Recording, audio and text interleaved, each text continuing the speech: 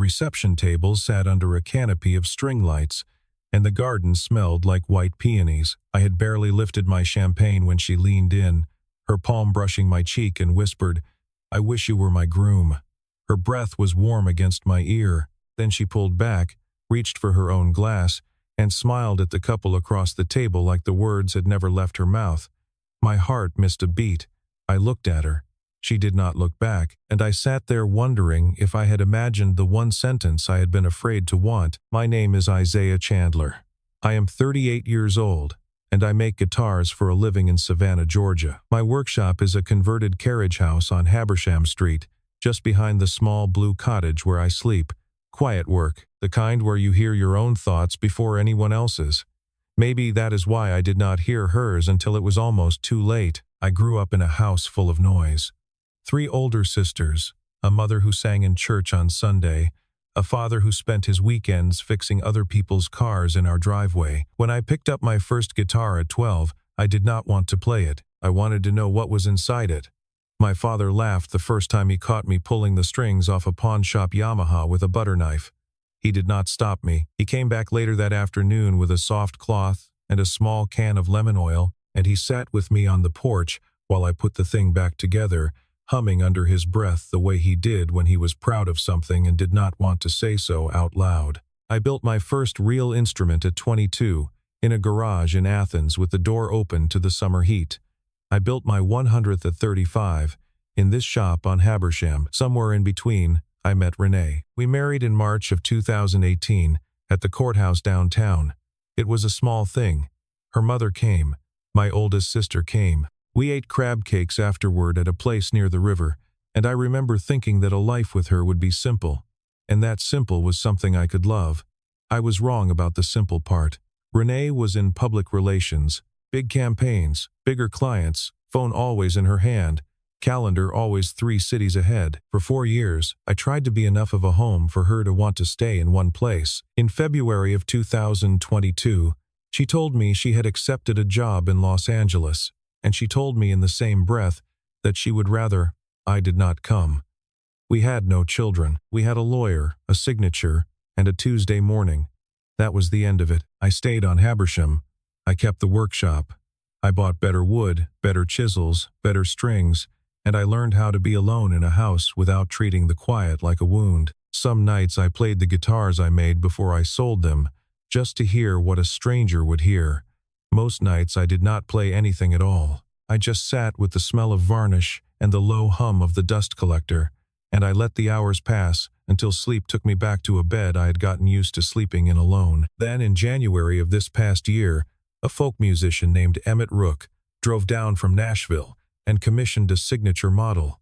$8,400, my name on the headstock, his voice on the strings. A magazine called Southern Craft wrote a piece about the shop. There was a photograph of me leaning over a bench with the afternoon sun coming through the workshop window, and you could see the smell of varnish in the picture even if you could not name it. 2 months after that piece ran, Renee's name lit up my phone for the first time in 3 years. She said she had seen the article. She said she was proud. She said a lot of other things I did not answer. So when I put on my navy jacket and drove out to the Magnolia estate for Cody and Marlena Boone's wedding, I was not thinking about my ex-wife. I was thinking about the woman who would be sitting across the aisle, Ren Dalton, my neighbor since June of 2020, owner of a small events shop on Bull Street called Marsh in Magnolia.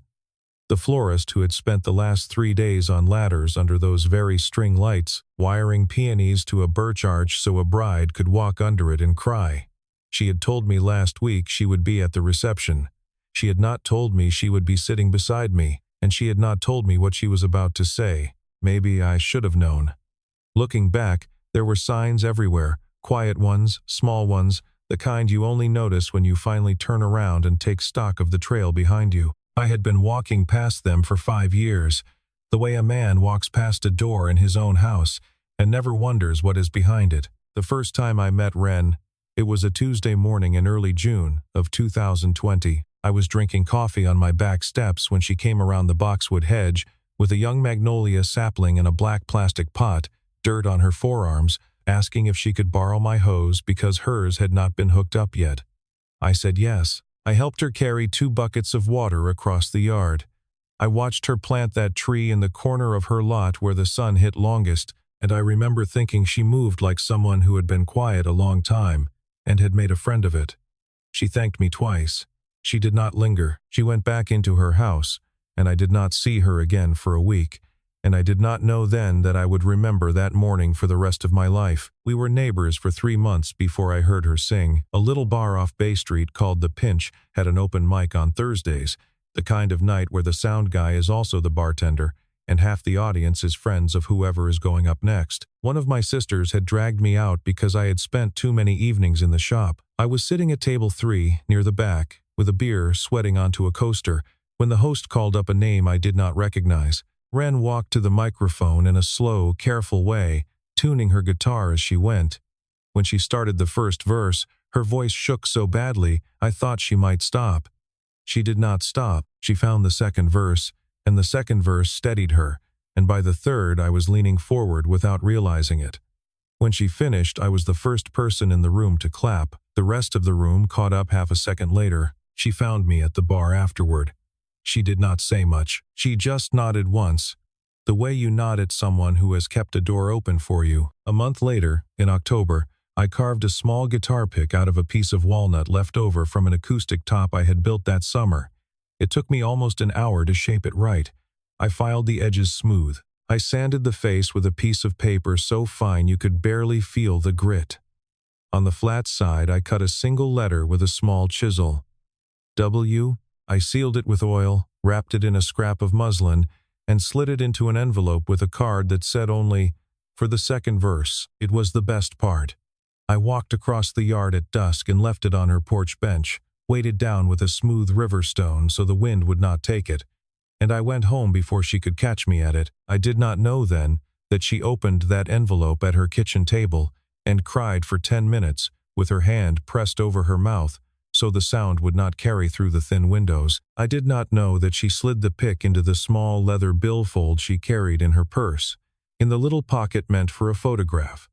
I did not know that she kept it there for 5 years, through winters and summers, through the death of her mother, through the end of my marriage, and the long quiet that followed it, through every wedding she decorated, and every dinner she ate alone at her own kitchen counter. She never told a soul. She never showed it to a friend. She never even took it out to look at it in front of another person. I only learned any of that later, in pieces, over the course of one very long night in a garden by a fence. Maybe I always half knew, and just was not ready to say it out loud, because saying it out loud would have required me to admit that I had been carrying my own version of the same secret. The years after my divorce, she was there in small ways. In April of 2022, 1 week after Renee's boxes went out on a moving truck and the house echoed the way empty houses echo, Ren came across the yard with a mason jar full of white peonies. She did not knock. She set it on my porch rail, went home, and did not mention it. I did not thank her.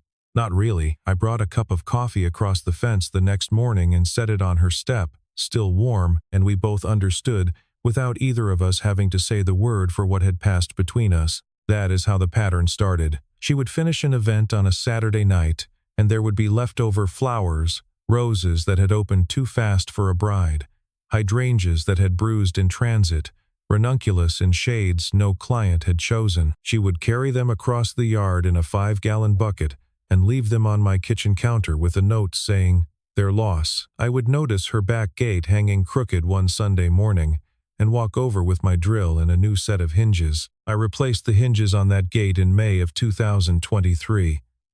It took me the better part of an afternoon, though it should have taken 40 minutes, because I kept slowing down. She stood in the yard with a glass of lemonade and watched me work, and she did not say much, and I did not need her to. In July of that same year, Marlena Boone told me at a barbecue that a man named Peter Halston had asked Ren out to dinner, and she had turned him down. Marlena said it like a small piece of neighborhood news, no weight to it. I remember I was holding a plate of ribs and a paper napkin, and I said, "That is her business," and I meant it, but something in my chest tightened for a half a second, and I did not know why. I let it go. I told myself I was reading too much into a passing comment on a hot Sunday afternoon. She was a quiet, private woman. She had her reasons.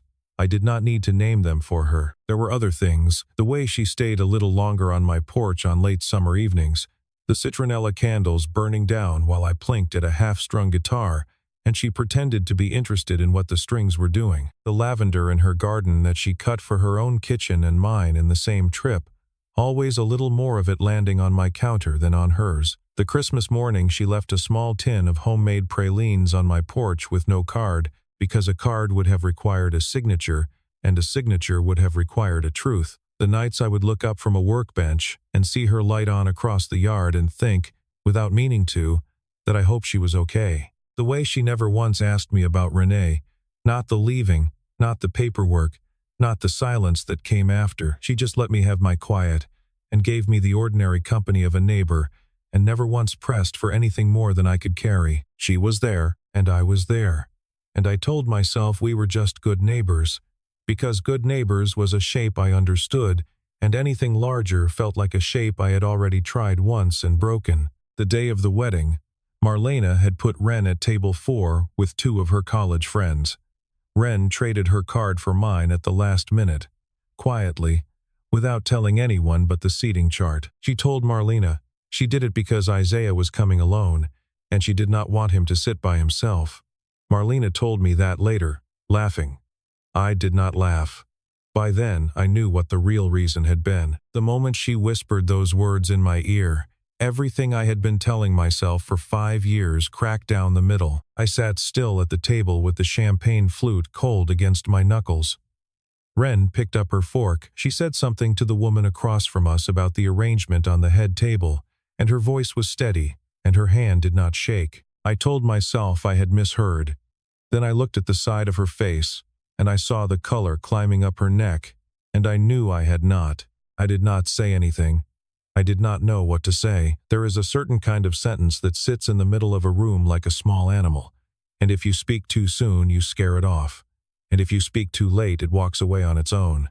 I picked up my glass. I turned back toward the head table, where Cody was leaning down to kiss Marlena's cheek, and I let the moment breathe. We ate. The salads came, then the plates, then a toast from the best man that got a laugh out of the older uncles. The string lights above us swayed a little in the evening air. Somewhere near the bar, a jazz trio started up a slow number, all brushes and stand-up bass. Ren cut her chicken into small pieces the way careful people do when they do not want to be noticed. Once, her knee touched mine under the table, and she did not move it away for almost a full minute, and I could feel her breathing next to me, and I could feel my own. I kept thinking about the pic, not because I remembered it in that moment. I had not thought about that pic in years. I was thinking about how many small things I had done and not counted.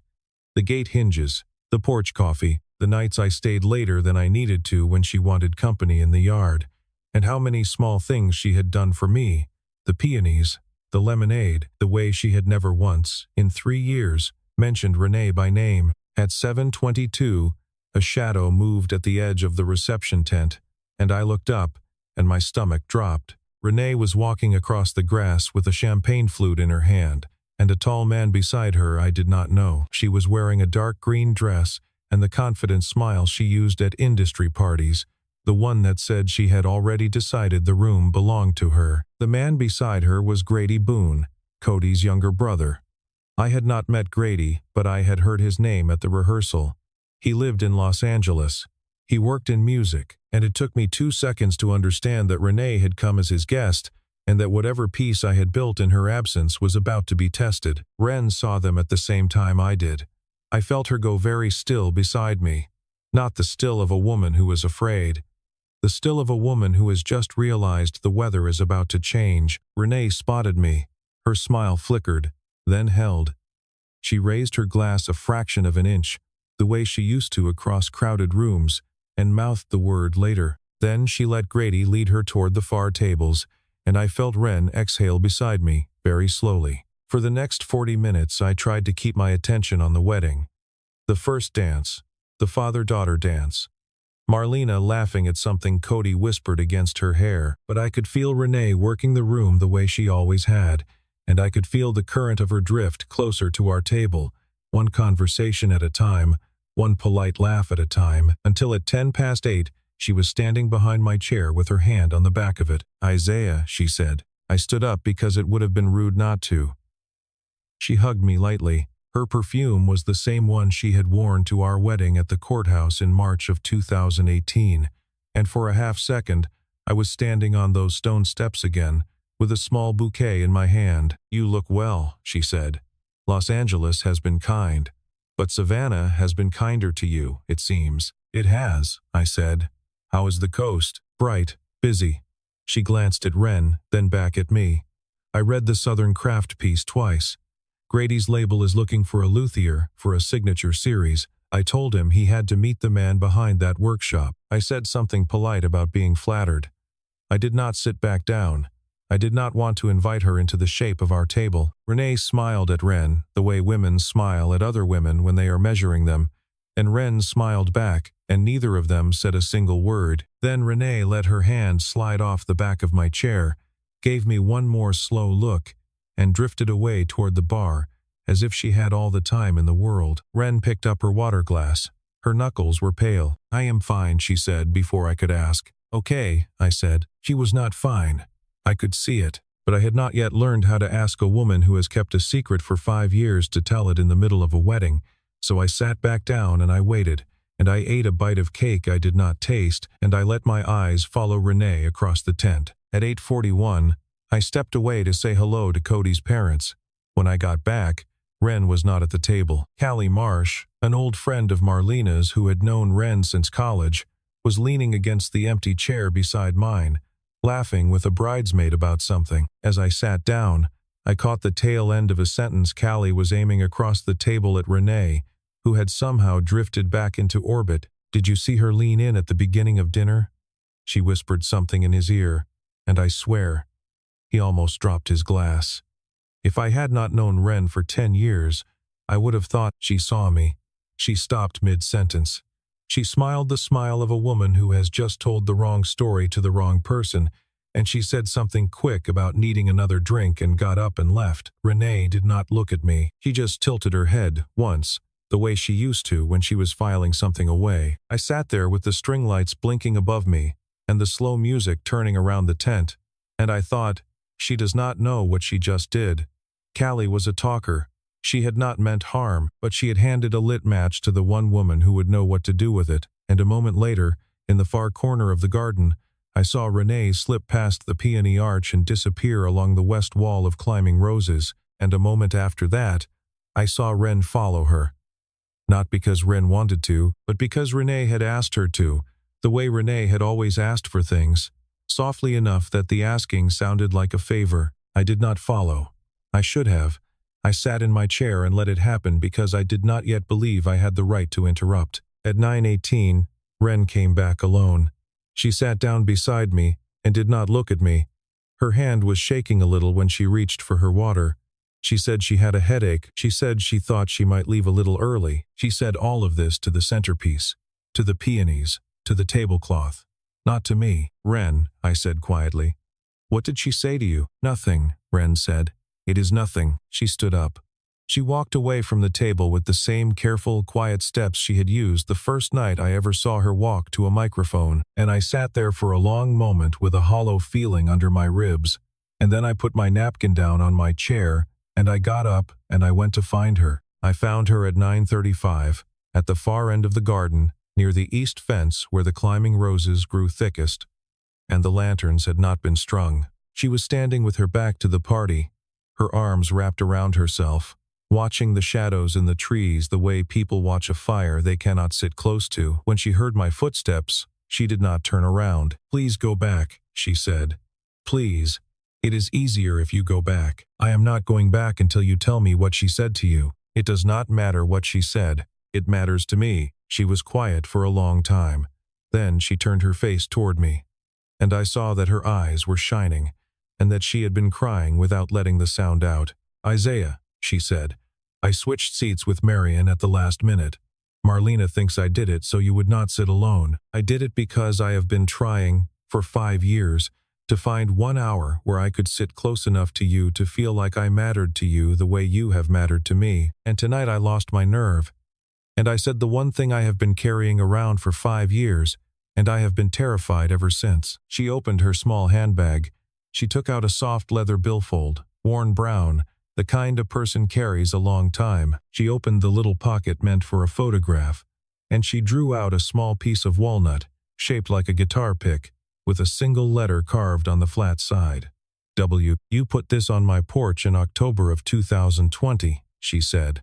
I have carried it every day since, every day, through my mother's funeral, through your divorce, through every event I decorated, and every dinner I ate alone. I did not know how to give it back to you, and I did not know how to tell you why I had kept it. So I kept it, and I kept quiet, and I told myself that was enough. She was crying now, not loudly, just quietly. The way she did everything. Renee found out, she said. Callie told her. Renee took me behind the west fence and told me if I did not step out of your life tonight, she would tell the whole table I had been in love with my neighbor for 5 years and had never had the courage to say it. She said it would humiliate you. She said you were finally becoming someone, and I would only get in the way. The wind moved through the climbing roses. A cricket started up somewhere near my foot. Her hand was in mine, and I did not remember either of us reaching for the other. I did not say anything for a moment. I reached, very slowly, into the inside pocket of my jacket, and I took out my own wallet. I opened the small billfold section, and I drew out a small piece of walnut, shaped like a guitar pick, with a single letter carved on the flat side. W. She stared at it. I made 2, I said. That October. I was going to keep the second one as a template. Then I put it in my wallet the day I left the first one on your porch, and I have carried it every day since. Through my divorce, through every night I sat on my porch and wondered why you always brought flowers on Saturdays. Through every Sunday I fixed something at your house that did not really need fixing. I put my pick in her open palm next to hers. 2 small pieces of walnut, 2 letters, 5 years each. She does not get to decide anything for me anymore, I said. Not tonight, not ever. I closed her hand around both picks. She held them like they were breathing. I walked her back through the garden the long way, past the west fence and the peony arch, past the string lights and the slow music, past every table where a stranger was laughing, until we reached the table where Renee was sitting with Grady, laughing at something one of his colleagues had said. Renee looked up. Her smile started to form. Renee, I said. My voice was quiet, but it carried the way a workshop voice carries. You do not get to decide anything in my life anymore. Not who I sit next to, not who I love, not who I owe an explanation to. Please enjoy the rest of the reception. We are going to enjoy ours. She opened her mouth. I did not stay to hear it. I felt Ren's hand steady in mine as we walked back toward our table, and I heard, behind me, the small sound of Renee gathering her purse. When I glanced back a minute later, she was walking with Grady toward the parking lot, and she was not looking at me at all. We stayed until the last song. We danced once, badly, and Ren laughed against my shoulder for the first time all night. On the drive home I did not say much, neither did she. When I pulled into my driveway on Habersham, she got out of the car, walked across the grass to her own porch, turned once at her door, and smiled at me the way a person smiles when they have finally stopped holding their breath. The first dinner was in October, 3 weeks after the wedding. She brought a mason jar full of white peonies across the yard, the way she had in April of 2022, and this time I opened the door before she could set them on the rail, and I asked her to come inside. We ate slowly. She stayed the night. In the morning she made coffee in my kitchen, the way a person makes coffee in a kitchen they belong to, and I stood in the doorway with my hands around a mug, and I understood what it felt like to want a Tuesday to last a whole week. We took our time. I had been married once, and it had ended, and I did not want to hurry a woman who had waited 5 years to be seen. Some evenings we ate on my porch and did not speak much. Some evenings she walked back to her own house before dark and I walked her to her gate, and it felt more like courtship than routine. There was no rush to move anything, and no fear of standing still. In December, the first cold snap of the season came through Savannah on a Thursday night. I walked her home the way I always did, and we stopped at the back gate I had rehinged in May of 2023. She turned to say goodnight. She did not say it. I kissed her instead, and she kissed me back, and the cold felt like nothing at all. When I finally stepped back, she was smiling with her eyes closed, and she said quietly, That gate was never crooked, you know. I loosened the hinges myself in April. I laughed until my ribs hurt. She laughed with me. It was the kind of laugh a person laughs when they have finally been allowed to tell the truth about something small. There were harder nights, too. Not many. She had years of quiet on her shoulders, and sometimes it caught up with her. Once, in February, she asked me if I was sure. Just that, if I was sure. I did not answer with words. I brought her a cup of tea, and I sat with her on the porch under a blanket while a slow rain came down on the boxwoods, and I told her about the 20 different small things I had done wrong in my life and how none of them had felt like this. She did not ask again after that. She just leaned her head against my shoulder and listened to the rain until it stopped. In March, she moved her flower table into my workshop. She said she was tired of running back and forth across the yard when we both worked at home. I cleared the west wall for her. I built her a long workbench out of a slab of pine I had been saving. She kept her buckets of eucalyptus and ranunculus in the same room where I sanded spruce and shaped walnut, and the whole shop started to smell like sawdust and greenery, and I did not know a smell could feel like a home until then. Some afternoons she cut stems while I planed a top, and neither of us spoke, and the silence between us felt like a third instrument in the room. In May, she brought her cat over. By summer, her mail was arriving at my address without either of us having filed a change. In July, Emmett Rook called. He said his sister was getting married, and he wanted to give her something no one else could give her. A miniature, a small guitar, playable, the size of a music box. He said he would pay whatever it cost. I told him it would take 2 months. I did not tell him the truth. I built the miniature at night, after Wren was asleep. I hollowed the body. I fitted the neck. I strung it with the thinnest strings I had. And in the lid of the small case I ordered for it, I hollowed a second compartment, and I lined it with dark velvet. And I did not tell Wren any of this. On the 14th of September, exactly 1 year to the day after the Boone's wedding, I asked Wren if she wanted to take a drive. I would not tell her where. She rolled her eyes at me the way she does now, and she put her sandals on, and she got in the car. I drove to the Magnolia estate. The garden was empty. There was no reception, no string lights, no arch, only the fence and the climbing roses, and the last of the sunlight coming gold across the grass. Somewhere across the field, a mockingbird was working through its whole repertoire, one song at a time. I walked her to the east fence, where I had found her the year before. I set the small guitar case on the low stone wall. I opened it. Beside the strings, resting side by side on the velvet, sat 2 small pieces of walnut, twin picks with a single letter carved on each flat side. W. She had left hers on my workbench weeks earlier to show me a chip on the edge.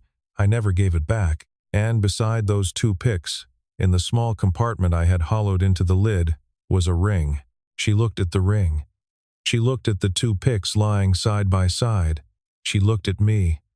Her hand covered her mouth the way it had the night she whispered to me. Only this time she was not hiding a sentence. She was trying to hold the whole moment in. You said you wished I were your groom, I said. I have thought about that sentence every day for a year. If you will have me, I would like to earn it. She said yes with her eyes before her voice caught up. She said yes with her voice a moment after. We stood in that empty garden with the light going gold around us, and I put the ring on her finger, and I put one of the picks in her palm, and I put the other in mine. We drove home the long way. The sun set over the marshes, orange bleeding into blue. She sat with her hand on my knee, quiet the whole way, the way she used to be quiet in the yard when we were pretending to be nothing more than neighbors. I have never loved a quiet more. I think about that whisper often. 7:04 in the evening, a candle on the table, a palm on my cheek. One sentence, said and then set down again, as if she had not really meant to say it out loud. It turned out she had. It turned out she had meant it for 5 years before she found the courage. And I had missed 100 smaller signs before that one, because I had not yet learned to listen for the quiet ones. 2 pieces of walnut, 2 letters, 2 people who kept their small carved thing in a wallet without ever telling the other one, for 5 long years, through weddings and funerals and every kind of quiet in between. And a year later, they sat in the same small case, beside a ring, in the same garden where the whisper had happened. The circle closed on its own, in its own time. All I had to do was stop pretending I had not heard and let the truth take its place at the table. She never asked me to be anyone's groom.